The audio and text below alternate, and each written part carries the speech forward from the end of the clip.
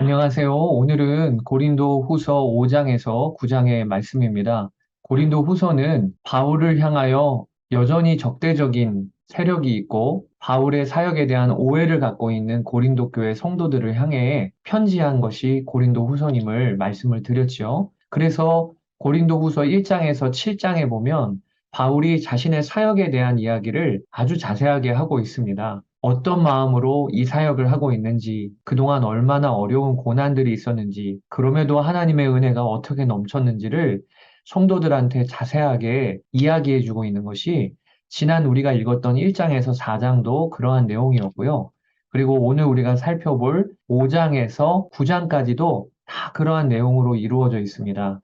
특별히 오늘 5장에서 9장을 5장을 읽을 것인데, 앞에 3장인 5장, 6장, 7장은 바울이 자신의 사역에 대한 이야기를 자세하게 이야기하고 있는 내용이 담겨 있고요. 그리고 그 다음 2장인 8장과 9장은 고린도 교회 성도들한테 연보를 부탁하는 내용을 기록을 하고 있는 그렇게 구성이 되어 있습니다. 먼저 5장에서 7장의 내용을 우리가 살펴보게 되기를 원합니다.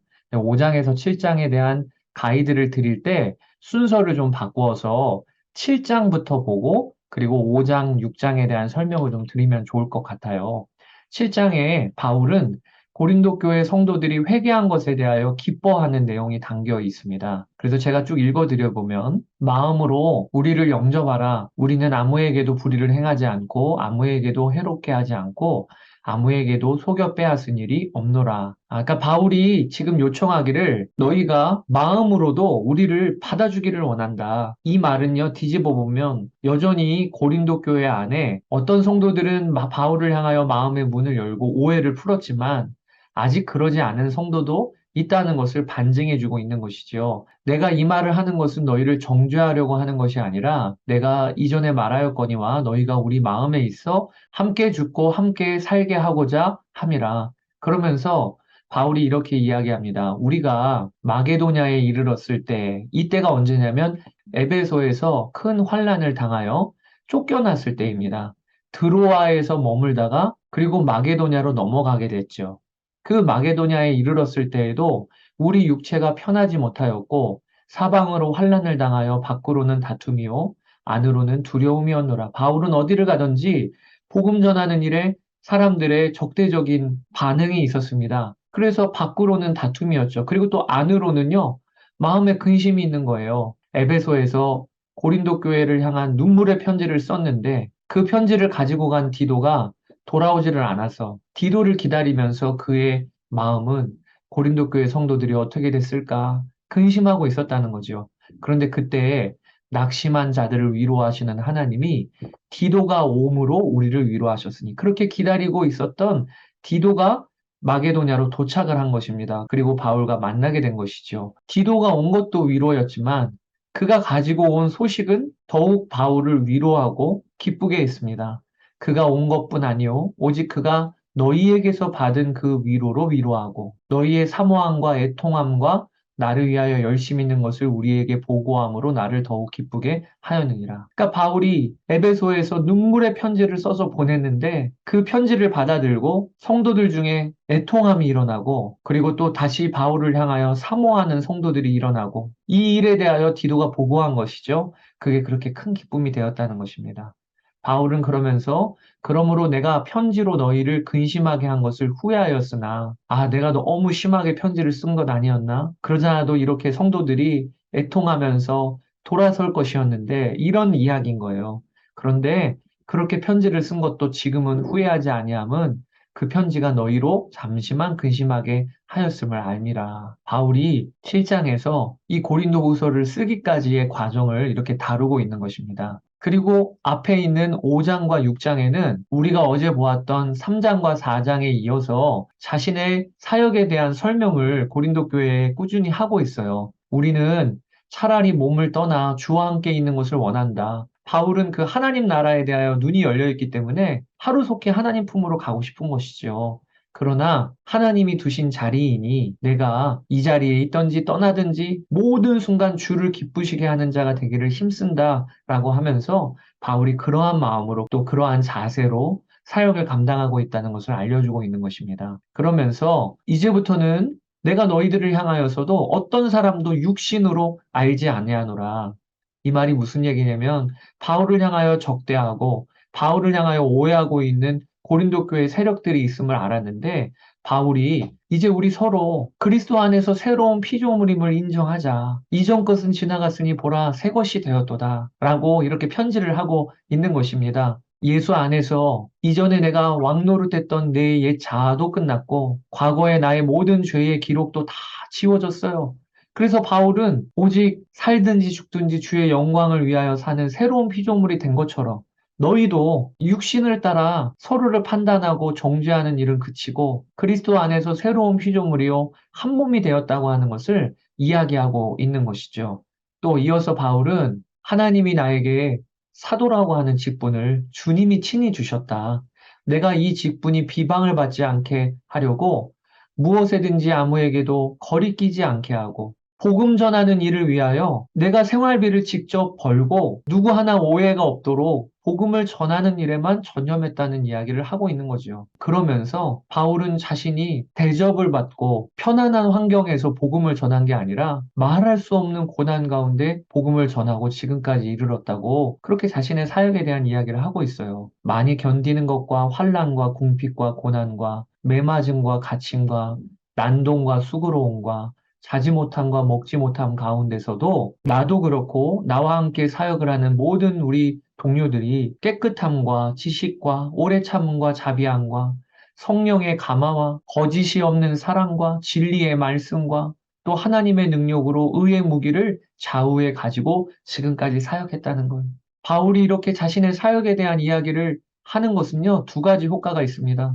첫 번째, 고린도 교회 성도들에게 바울의 진실된 이야기를 통해서 그들의 마음을 푸는 거예요. 아, 맞아. 우리에게 복음을 전해주신 바울 사도, 바울 선생님이 진짜 그 길 걸으셨지. 진짜 믿음의 길을 걷고 계신 분이시지. 이런 환난과 어려움 중에서도 깨끗함과 오래 참음과 자비를 잃지 아니하셨던 바울 선생님이셨지. 라는 것을 그들로 하여금 다시 한번 상기시키는 기능이 하나가 있고요. 또 하나는 뭐냐면 지금 고린도 교회에 들어와서 성도들을 미혹해하고 흔들어 놓는 거짓 교사들이 지금 그들은 대접받고 있어요. 남이 세운 그 터에 자기가 몰래 들어와서 자기의 권위를 세우는 일에만 급급해하고 있습니다.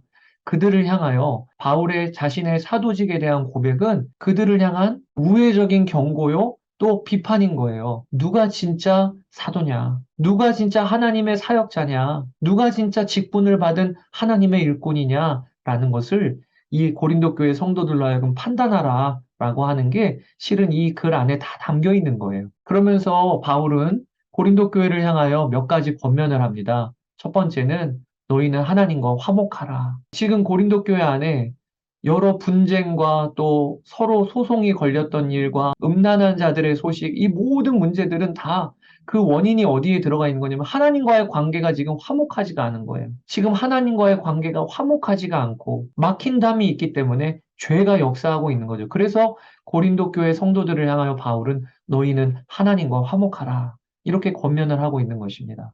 그리고 또 두 번째 권면이 너희도 마음을 넓히라. 이렇게 이야기하고 있습니다. 여기서 마음을 넓히라고 하는 것은 무엇이죠? 바울은 언변에 능하지 않았어요. 그걸 가지고 거짓 교사들은 바울을 공격했습니다. 또 바울은 이전의 과거의 삶이 예수 믿는 자들을 핍박하는 자였어요. 그 출신에 대하여 거짓 교사들은 성도들한테 의심을 품게 한 것입니다. 바울은 이 모든 일에 대하여 너희가 마음을 넓히라. 그 다음에 세 번째 권면이 고린도 교회 교인들에게 믿지 않는 자와 멍에를 함께 매지 말라. 고린도 지역 안에 있는 여러 우상을 섬기는 이들, 음란한 문화, 죄악된 가치관, 여기에 함께 섞이지 말라고 하는 겁니다. 그러면서 바울은 우리는 살아계신 하나님의 성전이라. 하나님의 성전된 삶을 살라. 이렇게 고린도 교회 교인들에게 권면을 하고 있는 것이죠.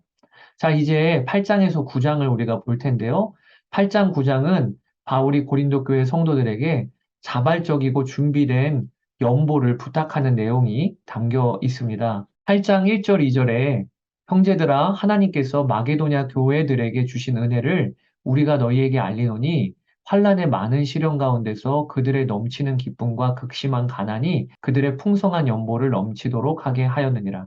그러니까 바울은 지금 저 지도에 표시되어 있는 네모박스의 마게도냐 지방에서 환란을 당한 예루살렘 교회를 섬기기 위한 연보를 모집을 하고 있어요. 엄청 풍성한 열매를 맺었다고 지금 고린도 교회에게 알리고 있는 것입니다. 그런데 참 재밌는 게 있어요. 마게도냐 지방에 있는 성도들이 부족한 것이 없고 풍성하기 때문에 연보를 많이 거둔 게 아니에요. 바울은 이 소식을 알리고 있는 거예요. 마게도니아 교인들도 지금 환란을 당하고 가난한 가운데 있다. 그러나 성령께서 역사하시니까 나도 지금 어렵지만 어려움을 당한 나의 형제 자매를 돕는 일에 기쁨으로 최선을 다하여 연보가 거치더라. 또 고린도 교회 교인들에게도 이렇게 이야기하고 있습니다. 내가 이 마게도니아 교인들에게 너희를 자랑했다. 아가야 지방에서는 1년 전부터 이 일을 위한 연보를 모금하고 있다는 소식을 마게도니아 성도들한테 자랑했다. 그래서 너희의 그 열심을 내는 소식이 퍽 많은 사람들을 분발하게 하였다. 라고 마게도니아 교회 안의 상황을 이야기해주고 있는 거예요. 여러분, 이 말은 무엇이죠? 내가 너희를 자랑했는데 막상 아가야 지방 고린도 교회 내려갔더니 연보가 모금된 것이 없다. 이러면 얼마나 부끄러운 일이겠느냐. 연보를 모금하는 일에 너희의 마음과 정성을 쏟아달라. 이렇게 이야기를 하고 있는 것이죠.